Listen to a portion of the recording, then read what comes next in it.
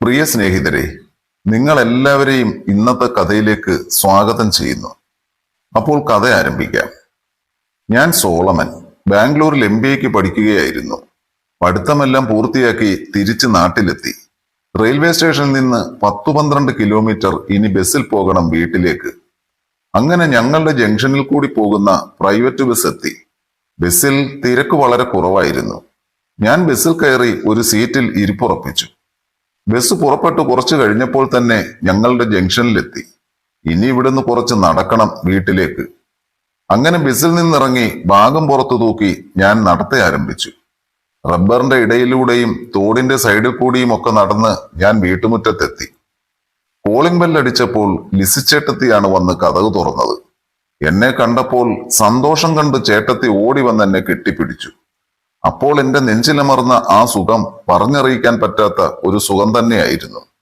ചേട്ടത്തിയുടെ പൂക്കളുടെ പടമുള്ള ആ red oil സാരിയുടെ മുൻഭാഗത്തെ മൃദുവായ മുന്നഴക് എന്നിൽ അമർന്നപ്പോൾ ഞാനും ചേട്ടത്തിയെ പെട്ടെന്ന് കെട്ടിപ്പിടിച്ചു. മോനെ, എങ്ങനെയുണ്ടായിരുന്നു യാത്രയൊക്കെ? ആ, കുഴപ്പമില്ലായിരുന്നു ചേട്ടത്തി. റിസർവേഷൻ ഉണ്ടായിരുന്നത് കൊണ്ട് സുഖമായിരുന്നു. പിന്നെ എന്തൊക്കെയുണ്ട് വിശേഷങ്ങൾ ചേട്ടത്തി? ഓ, എന്ത് വിശേഷമാടാ. അങ്ങനെ ചേട്ടത്തിയുമായി സംസാരിച്ചു കുറച്ചു നേരം അങ്ങനെ നിന്നു. പെട്ടെന്ന് ഷോക്ക് അടിച്ചതുപോലെ ഞാൻ പെട്ടെന്ന് പുറകോട്ട് മാറാൻ തുടങ്ങിയപ്പോൾ ചേട്ടത്തി ചിരിച്ചുകൊണ്ട് എന്നെ അടിമുടിയൊന്ന് നോക്കിയിട്ട് പറഞ്ഞു, നീ അങ്ങ് വലിയ ചെക്കനായി പോയി. എന്റെ എന്തോ മാറ്റം ചേട്ടത്തിക്ക് അനുഭവപ്പെട്ടതുപോലെ. മെല്ലെ മെല്ലെ ചേട്ടത്തിയും കുറച്ച് പിന്നോട്ട് മാറി. അങ്ങനെയാണ് ചേട്ടത്തി. ആരെയും നോവിക്കാതെ ഒന്നും പുറത്തു കാട്ടാതെ പെരുമാറാൻ ബഹുമിടുക്കിയാണ് ചേട്ടത്തി. എപ്പോൾ നോക്കിയാലും ചിരിച്ച മുഖമാണ്. സാഹചര്യം അനുസരിച്ച് ഓരോരുത്തരുടെ അടുത്തും നിന്നോളും. എപ്പോൾ നോക്കിയാലും ചിരിച്ചുകൊണ്ട് നടക്കുന്നത് കാണുമ്പോൾ ഏതാണ് തന്ത്രം ഏതാണ് കുതന്ത്രം എന്നൊന്നും ആർക്കും മനസ്സിലാവില്ല. എന്തൊക്കെ പറഞ്ഞാലും തഞ്ചത്തിൽ ആരെയും ചിരിച്ചു മയക്കി വശീകരിച്ച് കാര്യം നടത്താൻ വല്ലാത്ത കഴിവാണ്. എന്തെങ്കിലും കാര്യം മനസ്സിൽ ഉദ്ദേശിച്ചാൽ ആ കാര്യം ചേട്ടത്തി നടത്തിയിരിക്കും. അതങ്ങനെയൊക്കെ ആണെങ്കിലും ചേട്ടത്തിയുടെ ചിരിയും കളിയും ഒക്കെ വായിൽ നോക്കി നിൽക്കാൻ എനിക്ക് ഭയങ്കര ഇഷ്ടമാണ്.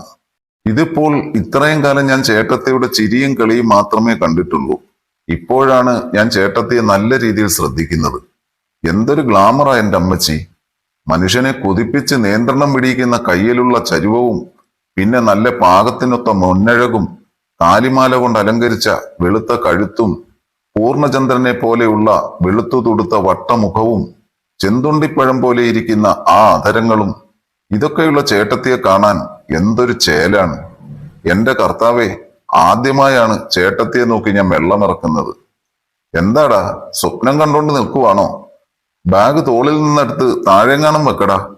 ചേട്ടത്തി അതേ ചിരിയോടെ തോളിൽ തട്ടിയപ്പോഴാണ് ഞാൻ സ്വപ്നത്തിൽ നിന്ന് ഉണർന്നത്. പിന്നീട് ഞാൻ ചിന്തിച്ചു, ശരിയല്ലിത്. വായിൽ നോക്കി വെള്ളമിറക്കുന്നതല്ലാതെ പ്രാക്ടിക്കലായി ഒന്നും ചിന്തിക്കാൻ പാടില്ല. തന്റെ ചേട്ടത്തിയമ്മയാണ്. ഞാനെല്ലാം മനസ്സിൽ നിന്ന് മായ്ച്ചു കളഞ്ഞതിന് ശേഷം ചേട്ടത്തി ഒന്ന് നോക്കി. നീ ബാഗ് വെച്ചിട്ട് പോയി കുളിക്കടാ. അകത്തു നിന്ന് ഒരു മൂളിപ്പാട്ടുമൊക്കെ പാടിക്കൊണ്ട് ചേട്ടൻ വരുന്നത് കണ്ട് ചേട്ടത്തി വേഗം ബാഗ് ഊരി വാങ്ങി താഴെ വെച്ചു.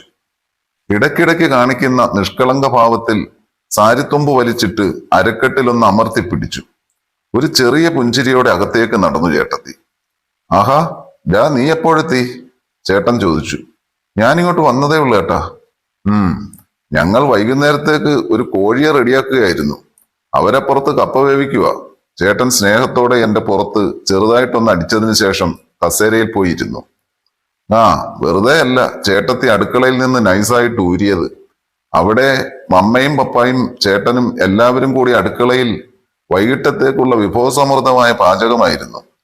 ചേട്ടത്തി ജോലി ചെയ്യാനുള്ള മടി കൊണ്ട് മാറിയതാണെന്ന് എനിക്ക് മനസ്സിലായി. ചേട്ടത്തിയാണെങ്കിൽ ഞങ്ങളോടൊക്കെ സൊറയൊക്കെ പറഞ്ഞിരുന്ന് പണിയൊന്നും ചെയ്യാതെ അങ്ങനെ ഒറ്റ ഇരിപ്പാണ്. പക്ഷേ ഇപ്പോൾ സൊറ പറയാൻ ആളില്ലാത്തത് കൊണ്ട് ഹാളിൽ വല്ല വീക്കിലിയും വായിച്ചിരിക്കും. അതുകൊണ്ട് എനിക്കൊരു ഭാഗ്യമുണ്ടായി. ഞാൻ കോളിംഗ് ബെല്ലടിച്ചപ്പോൾ ഹാളിലിരുന്ന ചേട്ടത്തി പെട്ടെന്ന് വന്ന് വാതിൽ തുറന്ന് എനിക്ക് സുഖമുള്ള ഒരു കെട്ടിപ്പിടുത്തം കിട്ടി. ചേട്ടത്തി എന്നോടുള്ള വാത്സല്യത്തിൽ കെട്ടിപ്പിടിച്ചതാകും. പക്ഷേ എനിക്ക് അങ്ങനെയല്ലല്ലോ തോന്നിയത്. ചേട്ടത്തിയുടെ ആ കെട്ടിപ്പിടുത്തം ഒരൊന്നൊന്നര കെട്ടിപ്പിടുത്തം തന്നെയായിരുന്നു. എനിക്കാണെങ്കിൽ സർവാംഗം കുളിരുകോരി. എന്നാൽ ഞാൻ പോയി കുളിച്ചിട്ട് വരാം, ഞാൻ പറഞ്ഞു. ചേട്ടൻ സംസാരിക്കാൻ തുടങ്ങിയാൽ പിന്നെ പറയുകയേ വേണ്ട. ആള് പറ കൊടുവാളാണ്. അതെനിക്ക് കേൾക്കാൻ താല്പര്യമില്ലാത്തതിനാൽ ഞാൻ വേഗം അവിടെ നിന്ന് രക്ഷപ്പെട്ടു. മുറിയിലെത്തി തുണിയെല്ലാം ഊരി അശയിലിട്ടു. ബാത്റൂമിൽ കയറി വാതിലടച്ചിട്ട് അന്നത്തെ ദിവസത്തെ യാത്രാക്ഷീണം ഇറക്കി വെച്ചുകൊണ്ട് ഞാൻ അങ്ങനെ ആ തണുത്ത വെള്ളം വീഴുന്ന ഷവറിന് മുന്നിൽ കുറെ നേരം നിന്നു. ശരിക്കും പറഞ്ഞാൽ ഒരു 10-18 വയസ്സുവരെ ഞാനൊരു പാവം പയ്യനായിരുന്നു. അതിന് കാരണവുമുണ്ട്. അതിവിടുത്തെ പള്ളിമൂല്യങ്ങൾ മുറുക്കിപ്പിടിച്ചും വീട്ടുകാരാണെങ്കിൽ എന്നെ കുഞ്ഞിലേ മുതൽ നല്ല അടുക്കും ചിട്ടയോടും കൂടി വളർത്തിയത് കൊണ്ടാണ്. അല്ലെങ്കിലും നാട്ടിൻപുറങ്ങളിൽ അഴിച്ചുവിട്ട പൂവൻ കോഴിയെ പോലെ വളരുന്ന ചില ആൺകുട്ടികളുണ്ട്. ആൺപിള്ളാരെ മാത്രം പറഞ്ഞിട്ട് കാര്യമില്ല, അപൂർവം ചില പെൺകുട്ടികളുമുണ്ട്. അതൊക്കെ ശരിക്കും നമ്മുടെ നാട്ടിൻപുറത്ത് തന്നെയുണ്ട്. അങ്ങനെയൊക്കെ ഓരോന്ന് ചിന്തിച്ച് ഞാൻ കുളിയെല്ലാം കഴിഞ്ഞ് എൻ്റെ മുറിയിലെത്തി. കുളി കഴിഞ്ഞപ്പോൾ ഭയങ്കര വിശപ്പ്. വയറാണെങ്കിൽ കത്തി കാളാൻ തുടങ്ങി. നല്ല നാടൻ കോഴിക്കറിയും കപ്പ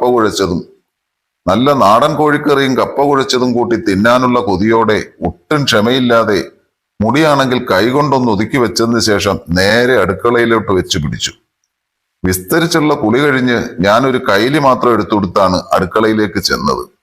അടുക്കളയിൽ പാചകത്തിൽ മുഴുകിയിരിക്കുന്ന മമ്മയും പപ്പായും, മുറിയിലെ മേശയുടെ അരികിൽ കസേരയിട്ടിരിക്കുന്ന ചേട്ടത്തിയും, ഒരു ഗ്ലാസ്സിൽ കട്ടൻ കാപ്പിയുമായി ഞാനും ചേട്ടത്തിയുടെ അടുത്ത് ചേട്ടത്തിക്ക് അഭിമുഖമായിരുന്നു.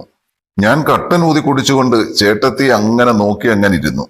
എടാ, നിനക്ക് വിശപ്പിന്റെ കൂടുതൽ കൊണ്ടാണോ നീ ദേഹത്ത് ഷർട്ടൊന്നും എടുത്തിടാതെ വന്നത്?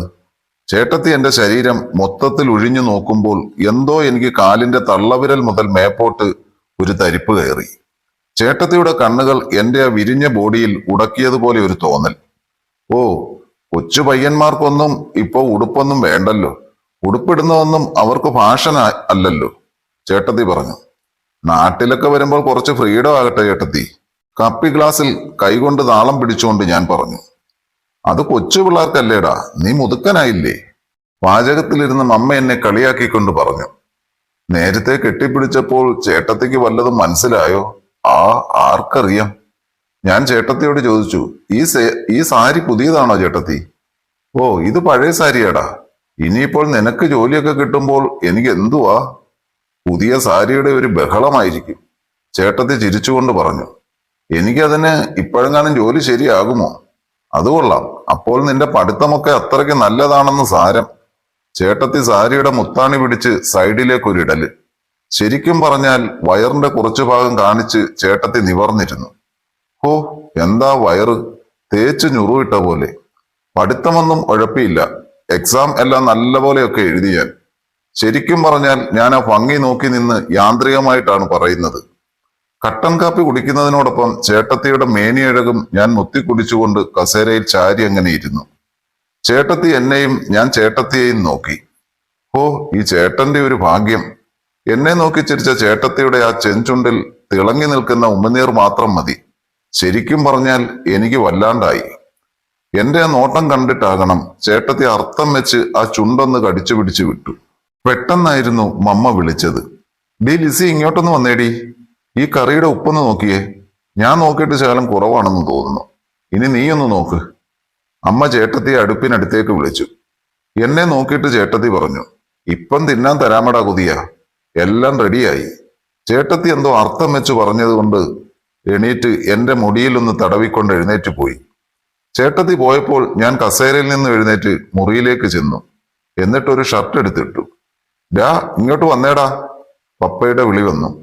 കപ്പയും ഇറച്ചിയുമായി ചേട്ടത്തിയും മമ്മയും കൂടി നീട്ടിയൊരു വിളിയും. അത് കേട്ട് മുടി ചീകി ഒതുക്കി മുറിയിൽ നിന്നിറങ്ങി നേരെ ഡൈനിങ് ഹാളിലേക്ക് ചെന്നു. ടേബിളിലോട്ട് നോക്കിയപ്പോൾ ആഹാ, ആവി പറക്കുന്ന നല്ല പുട്ടുപോലത്തെ കുഴഞ്ഞ കപ്പയും നല്ല നാടൻ കോഴിക്കറിയും. ചേട്ടത്തി കസേരയിൽ ഇരിപ്പുണ്ട്. അമ്മ വെള്ളമെടുക്കാൻ അടുക്കളയിലേക്ക് പോയി. കൊതിവിടാതെ തിന്നോടാ, ചേട്ടത്തി ഒരു വല്ലാത്ത ചിരി ചിരിച്ചുകൊണ്ട് പറഞ്ഞു. ഞാൻ ചെന്ന് കസേരയിലിരുന്നു. ഒന്ന് ടേസ്റ്റ് ചെയ്ത് നോക്കി. ആഹാ, സൂപ്പർ, ഞാൻ മനസ്സിൽ കരുതി. എങ്ങനുണ്ടടാ? ചേട്ടത്തി ചോദിച്ചു. അടിപൊളി ചേട്ടത്തി. എന്നാൽ തിന്നോടാ നീ, നിനക്ക് തിന്നാനായത്. ചേട്ടത്തി ആ പറഞ്ഞത് മറ്റെന്തോ അർത്ഥത്തിലല്ലേ? ഞാൻ ചേട്ടത്തി ഒന്ന് നോക്കി. അപ്പോഴും ചേട്ടത്തി എന്നെ നോക്കി വല്ലാത്ത ഒരു ചിരി അങ്ങ് ചിരിച്ചു.